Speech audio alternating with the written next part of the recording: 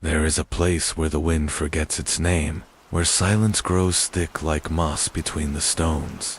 In that place, wrapped in mist and time, stands a tree unlike any other, a tree whose leaves ring like bells when no one is near. A tree, feared more than it is understood. They call it the bell tree. Its bark is the color of ash and night, twisted and charred as though fire once tried to consume it and failed. Its roots crawl like dark veins through the earth, deep and ancient. The leaves, silver as moonlight, never fall. They shimmer and sing, even when there is no breeze. The villagers who live beyond the hills do not go near it. They speak its name only in warnings, passed from elder to child, like a shadow handed down. They say something sleeps beneath the tree, something older than the village, older than the forest, older than dreams. They call it the murmur beast. It does not walk or roar. It does not chase or howl. Instead, it waits beneath the roots and listens. It listens for fear, the kind of fear that hides in your breath, the kind that curls around thoughts when the night is too quiet. They say if you carry fear too close to the bell tree, the beast will feel it, and if it feels it, it will wake. Not fully, not loudly, just enough to leave something behind. A whisper, a seed, a thought that is not yours. Asterisk. No one remembers the first time someone vanished near the tree. It might not have been a disappearance at all, just a boy who came back. Different, quiet, cold, staring too long at shadows that weren't there. He spoke to no one, but at night, he whispered in his sleep. Always the same words, soft and broken. It heard me thinking. After that, the villagers began to treat the tree as they would a sleeping god, sacred, yes, but feared. Paths were redrawn, stories rewritten.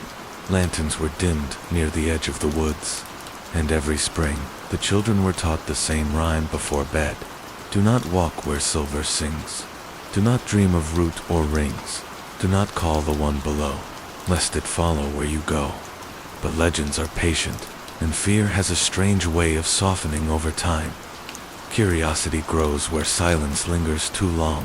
And so, years later, there was a girl named Nira who didn't believe in whispers. She lived with her grandmother in a cottage made of stone and moss, not far from the forest's edge. Nira loved stories, but not the kind meant to frighten. She believed in truth hidden under the skin of old tales. And something about the bell tree, it didn't scare her. It called to her, not with sound, not with dreams, just with stillness. A sense that something was watching, yes, but not cruelly, not hungrily, almost like a question waiting to be asked. Her grandmother warned her gently. That tree doesn't give you answers, little bird. It gives you echoes, and echoes don't forget. But Nira had a heart shaped like an open door, and sometimes that's all a legend needs to step back into the world. Asterisk. Nira began walking toward the forest each morning, just to feel how close she could get before the air changed. It always did, subtly, like a shift in pressure or a breath held by the earth itself. Birds grew quiet, leaves stilled, the wind seemed to pause. She never crossed the line where the moss turned pale and the grass grew short. That was where the bell tree's glade began. Instead, she sat nearby and listened. She brought a notebook, sketching what she saw, or thought she saw. Once, she thought she saw something dark move beneath the soil, as if a shadow had curled just below the surface. Another time, she heard the bells ringing with no wind. Not a song, not a warning, just one clear, soft tone, almost like the tree was sighing. One afternoon, she whispered to the air, "What are you?" The tree did not answer. Of course it didn't, but something in her chest shifted, as if her question had been heard. That night, she dreamed. In the dream, she was beneath the tree. The sky was darker than black, and the bells above her moved slowly, as if underwater. She was not afraid, but she could feel something vast beneath her feet, like a heart, slow and ancient, beating beneath the earth. Then she heard it. Not words, just presence. a thought brushing against hers like fingers against a closed door. You're not like the others. She woke with a start, the feeling of that dream still thick around her like fog. Her hands trembled, but her mind was clear. She needed to go back. The next morning, she walked deeper, past the edge, into the glade. The bell tree loomed tall and quiet. The ground was cold beneath her boots. The air tasted like iron and rain, and yet she wasn't afraid. She reached out, slowly, and placed her hand against the bark. It was warm. The bells above stirred, ever so faintly, and for a moment she felt something under her fingertips like a pulse. Slow and steady, echoing her own heartbeat. A whisper followed, not from outside, from within. You're listening now. The days that followed blurred into twilight. Nira returned to the tree again and again, each time staying longer. The more she came, the more real the dreams became. Not nightmares, violent or cruel but deep. Wordless places full of roots and shadow and longing. She began to see glimpses in the corners of her vision, a flicker in the leaves, a shape in the reflection of puddles. Something tall, impossible to describe, made of memory more than form.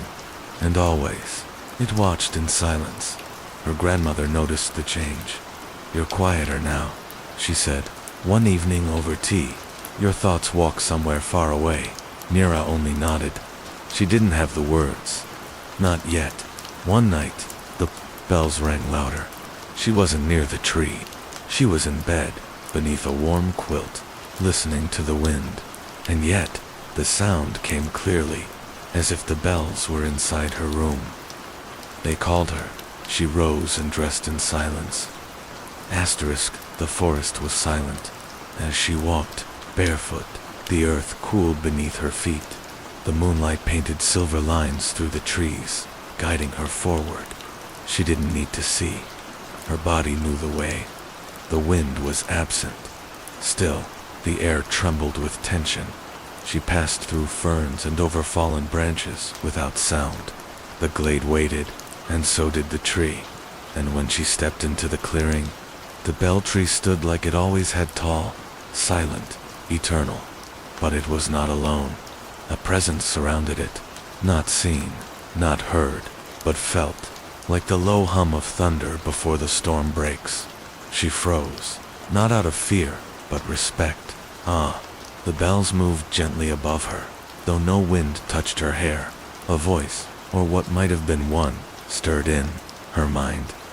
You are not afraid. You came anyway. Nira stepped closer. Her voice was soft, steady. I don't think you're what they say. There was silence. Then, from the ground beneath the tree, something shifted, not violently, not too threatened. The soil parted, not crumbling, but flowing as if being pulled away by a slow, invisible tide, and something began to rise. Not a beast, a shape, like smoke caught in light, like thought taking form. It had no eyes, but she knew it saw her.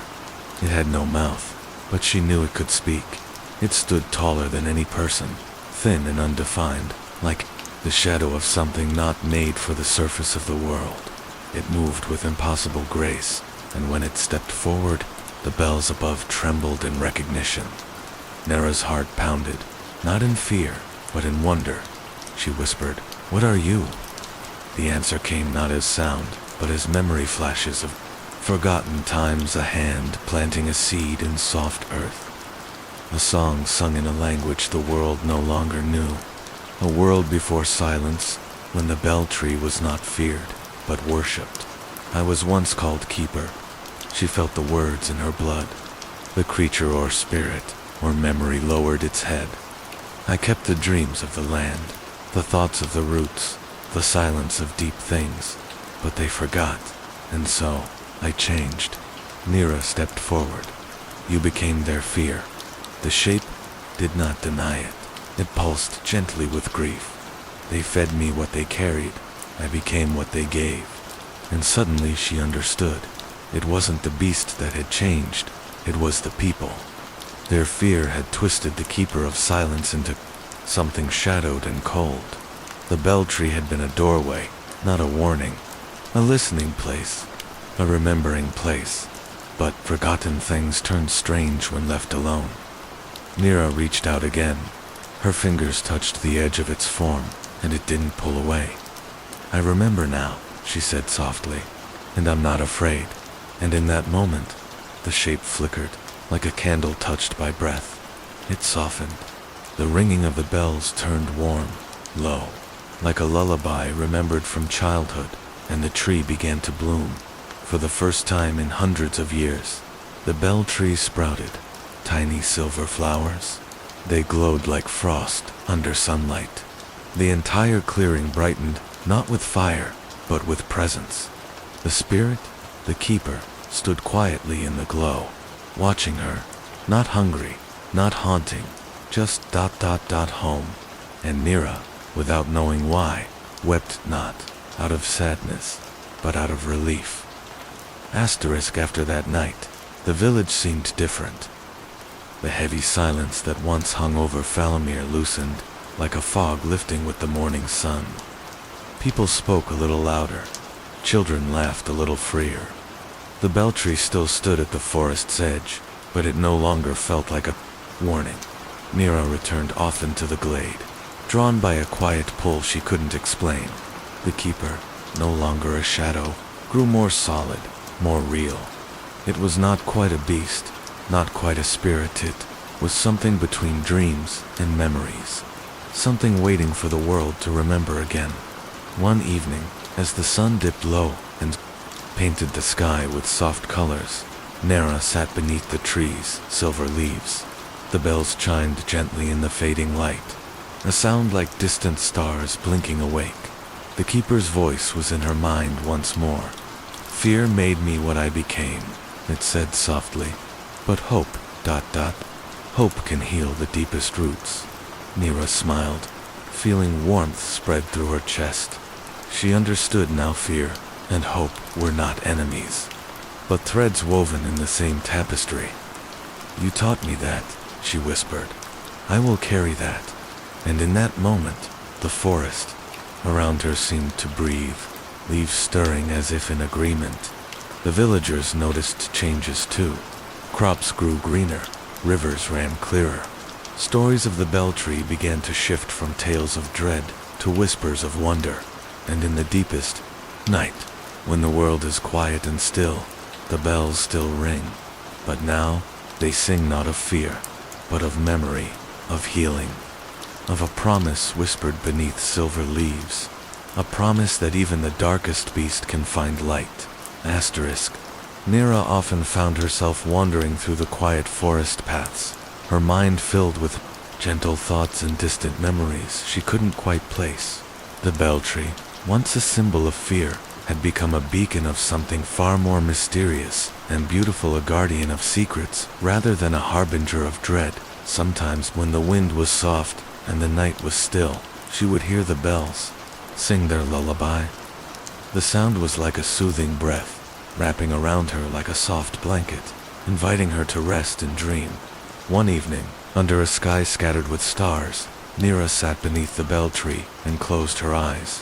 She let the silver leaves, gentle, ringing, wash over her, slow and steady like the heartbeat of the world itself. In the quiet, she felt the presence of the Keeper beside her, calm and patient. It was no longer a shadow, but a shimmering form, woven from the light of forgotten dreams and whispered hopes. "You carry the stories now," the Keeper said, voice like a gentle breeze. "Stories are what keep us alive, even when we forget who we are." Nira smiled softly, feeling a deep peace settle in her soul. She knew that the bell tree was not just a tree, and the beast beneath was not just a creature of fear. They were a part of the land's heart, a reminder that even in silence, life moves forward. And as the night stretched on, Nira let the bell's song lull her into a calm, peaceful sleep, the kind of sleep that carries you gently through the night, wrapped in the quiet magic of the forest's oldest secret. The days grew longer, the nights warmer, and the story of the bell tree began to weave itself deeper into the fabric of the village. Nira, once a curious girl, chasing whispers, had become the keeper of the tale. She shared the gentle truth with anyone who would listen, that fear is not the enemy, but the shadow of what we don't understand. The bell tree's silver leaves glowed faintly in the moonlight, a soft reminder that even the oldest wounds can begin to heal. The villagers learned to listen, to watch for the quiet moments when the bells sang not to run from them, but to find comfort. Nira often wandered the glade, feeling the hum of the earth beneath her feet, the soft pulse of life beneath the roots. The keeper, ever present, was like a steady companion, guiding her through the mysteries of the land. One night, as a gentle rain fell, she sat beneath the branches and whispered, "Thank you." The bells chimed softly in reply. It was not the sound of fear, but of gratitude, and in that peaceful moment, Nira realized something profound. The beast beneath the bell tree was not a monster to be feared. It was a guardian of memories, a keeper of silence, and a reminder that even the darkest parts of ourselves can find the light if we listen closely enough. As sleep gently took her, the last thing she heard was the soft ringing of the bells, like a lullaby carried on the wind, promising that the night would hold no shadows too deep to cross. The forest had become a sanctuary, a quiet refuge where stories and silence danced together beneath the silver leaves of the bell tree. Visits grew more frequent, each time feeling more connected to the unseen world beneath the earth. The keeper's presence had shifted from something mysterious to something familiar, like the soft hum of a favorite song remembered from childhood. One evening, as the sky blushed with the last light of day, Nira lingered longer than usual beneath the tree. The air was thick with the scent of damp earth and blooming flowers. The bells chimed softly, weaving a melody that seemed to echo through the roots and deep into the soil. Her eyes closed, and she felt the pulse beneath her fingertips, steady and strong. It was the heartbeat of the forest, of memories held in the earth since time began. A calm settled over her, gentle as a whisper, as if the land itself was breathing with her. She thought of the stories she had heard as a child, tales of beasts that hunted in the dark, of shadows that would steal your breath if you weren't careful. But now she knew those were only reflections of fear, shaped by silence and forgotten truths. The keeper stirred beside her, a soft presence that radiated warmth. It did not speak aloud, but its thoughts reached out to hers, clear and kind. "You carry the light of understanding," it said, "and with it, you can heal the fractures left by fear." Nira smiled, feeling tears prick her eyes, not of sadness, but of gratitude. She understood that her journey was not just about facing the unknown, but about embracing the quiet spaces within herself. The bells rang again, a slow, soothing song that wrapped around her like a blanket. The village beyond the trees was far away, but she could feel the ripple of change spreading through it, a gentle awakening. As night deepened and stars blinked softly above, Nira lay down beneath the bell tree, cradled by its ancient roots and the keeper's silent watch. The world slipped away, and she drifted into a peaceful sleep, carried by the lullaby of silver bells and the promise of dawn.